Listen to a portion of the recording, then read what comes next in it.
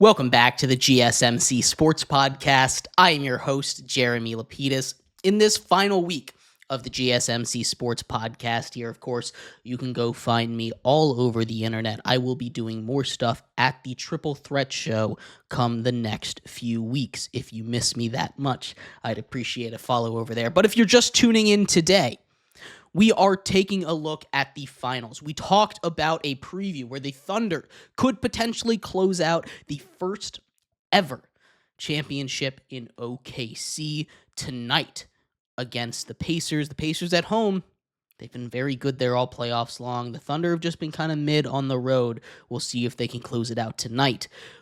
This time, we take a look at a series that ended last night. The Florida Panthers are your 2025 Stanley Cup champions for the second year in a row. The Florida Panthers have defeated the Edmonton Oilers at home yet again. We'll talk about that, how that game went, how that series went as a whole, and what's next for both of these teams. But before we do, remember, if you would like to be an even bigger part of the show than you already are, all you need to do is go to gsmcpodcast.net. Or if you're on YouTube, you can use that super chat feature. If you do either of those two things, a message should pop up on the bottom of the screen for you, me, and everybody else around the world to see. If you do have a burning question about sports, anything at all that you would like to ask, go and throw that in the comments. Throw it in the chat. I will get to it as soon as I possibly can.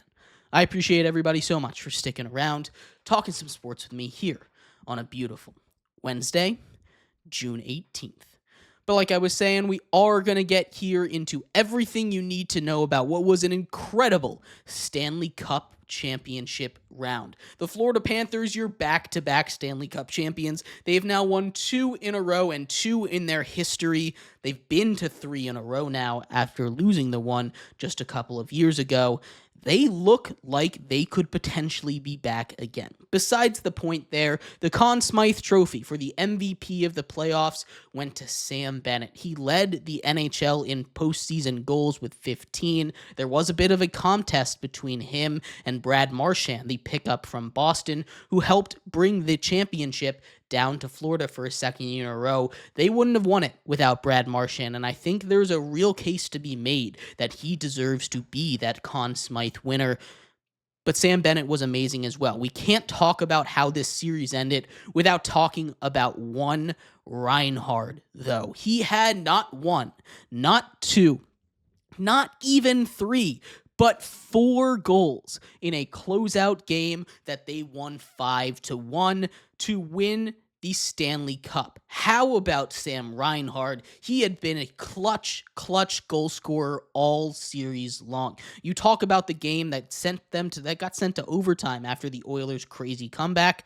That was Reinhard. He had a goal in a lot of the games that helped bring them to the point, propel them to this point. He deserves so much love. Tkachuk with the other goal, but the story of this for the Oilers on the other side is goaltender issues. It was the story of their playoff run last year, right? Connor McDavid did everything that he could. He only scored 1 goal in this series, but that's because the Panthers defense had a plan. They clogged the middle where he loves to work. They pushed their guys to the outside, and even though the stick handling on Connor McDavid is one of the best I've ever seen in my entire life, his ability to weave in and out of defenses, past and through would-be defenders that are trying to knock you on your back every time you get within range, he is one of those guys that can still find a way around any kind of traffic jam you put there for him. But they did an excellent job slowing down one of the best hockey players in the history of this game,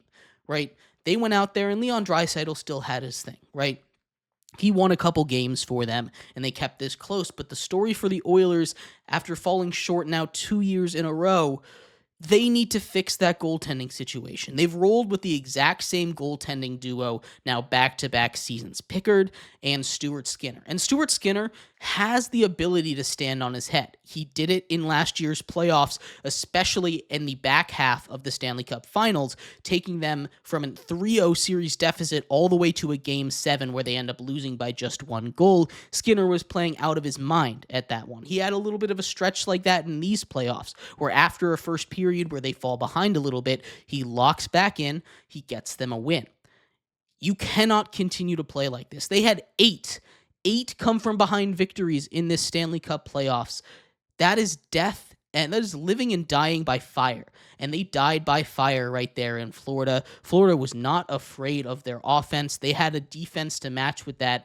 They need to desperately this offseason go out and solve that issue, because I know a couple of key injuries hurt them, right? Hyman going down did not help, but that didn't matter. They weren't going to win this series with the way that goaltending was going. You need to have an answer. Sergei Bobrovsky might not have been as elite as he was last year. He wasn't in any kind of Conn Smythe discussion this year like he was last year, but what he does do is he gives you stability. You know he's not going to let any freebies in, and you don't know that with Stuart Skinner. You don't know that with Calvin Pickard. It has been the same story now, back-to-back years for the Oilers. It is great that they've made it to the Cup final. It's great that Connor McDavid is getting onto these world stages, that Connor McDavid is getting his chance to potentially scratch his name into Lord Stanley's Cup. But he has become the guy that is always the bridesmaid and never the bride. He has been this close now 2 years in a row.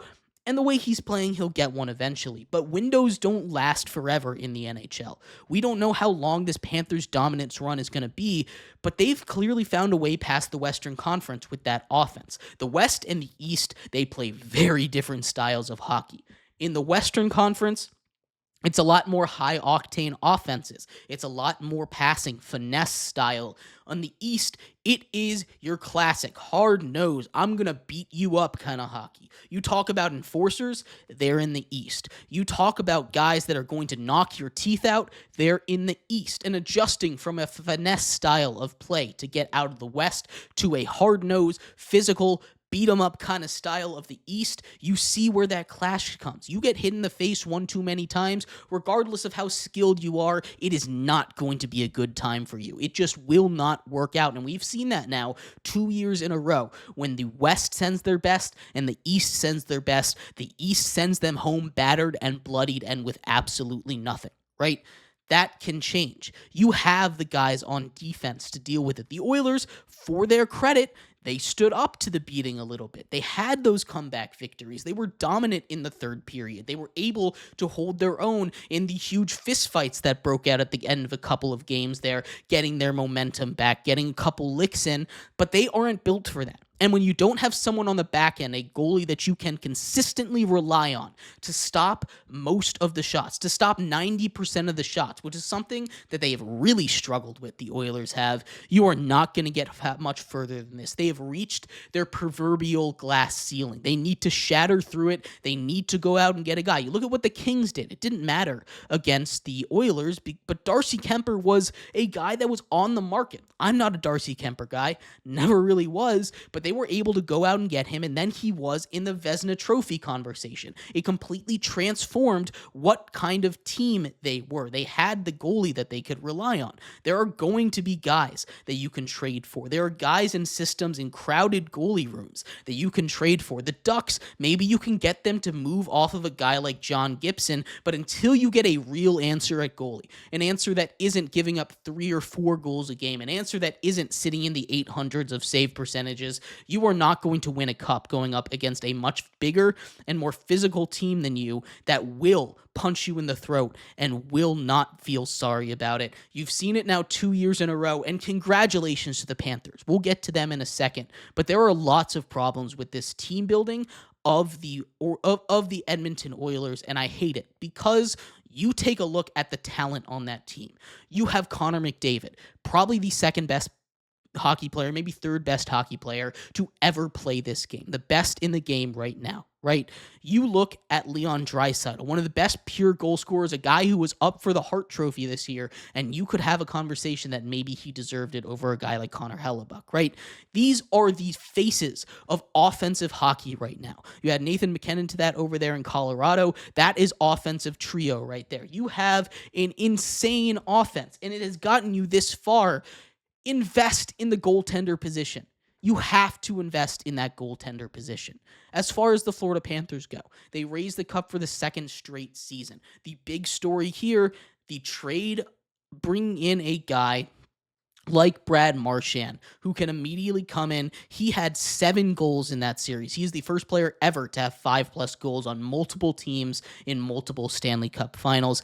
He is a savior over there, a guy that they would not have won the series without. Now, Sam Bennett, for what he did, again, we talked about it, leading the league in goals in the postseason, was the Conn Smythe winner. They both deserve some kind of consideration over there. But this is the Panthers team that the real question going forward for them is how much longer can they keep this up? We've seen a couple of magical dynastic runs, 3 years specifically, dynastic runs coming out of the East recently. The Penguins in the mid-2010s, right? Their run there, making 3 straight cups. You talk about the Lightning, who just finished up their 3 run. Now it's 6 years ago, but they went to 3 straight.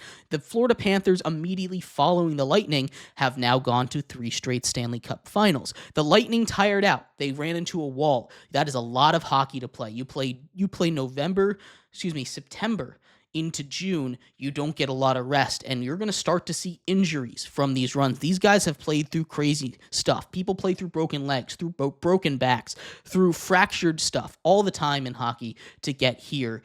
They just play through that like it's nothing. People miss 2 years because they pushed themselves too far. You talk about Landeskog for the Avalanche. He won his cup. He didn't show up until this playoff run. That is 2 years later, where they finally were able to get their captain back. How much longer can this Panthers team go on? They have the hard-nosed guys, and it doesn't look like they're ready to give up now. But it was the same kind of thing with the Tampa Bay Lightning. They were a lot more led by the play of Andrei Vasilevskiy, who's still one of the elite goaltenders in all of hockey. But when he started to decline, the rest of that team started to decline. You see guys move off, and now they're falling their way back down. They're still a good playoff team, but they're not winning anything anytime soon. How much longer, with the expenses that's going to come from paying your players, can you keep this Florida Panthers squad together? Can they extend it to 4 years? I'm on the side of thinking maybe 1 more year in them. Again, playing hockey until mid-June is so taxing on the body. If there's one sport that I think is the most taxing on the body, it is ice hockey. And I understand if you disagree with that, but my reasoning for that is that it's not the most athletic you have to be. You have to be the most athletic to play basketball, I believe. But it's a different kind of movement overall. You not only have to learn how to run on ice, you have to do it while wearing skates. You have to be able to deal with linebackers running at you and slamming you into the wall, all at the same time while handling just a little puck from a stick. You don't get to touch the puck at all. It is incredibly hard. That thing is flying around at 100 miles an hour towards your face if you're a goaltender. It is such a small area that you have to score on. I think it's the hardest sport to just be elite at. But these guys figure it out. I think the Panthers have a chance to run it back one more time. But for now, enjoy that trophy. Enjoy it. Go spend your time in Florida. It's always fun to track where the cup goes, what it gets up to. Took a dip in the Atlantic last year. We'll see what kind of misadventures the Stanley Cup gets into this year with this Florida Panthers squad. A lot of fun. An excellent series, an excellent season when it comes to the NHL. Can't wait to see what's up for it next. But I'd love to hear your thoughts. What do you think about the Stanley Cup champion Florida Panthers? Do you think they've got another run in them? What do you think it's going to take for Connor McDavid to get a cup with the Oilers? Is he going to have to leave to get a cup? I'd love to hear your thoughts to any of those questions. We're going to take a quick break. When we come back, we turn our attention over to the world of the NCAA. Conference realignment continues to shake its ugly head. There's some more news. The Pac-12 looking to add its final football member. Potential for Texas State.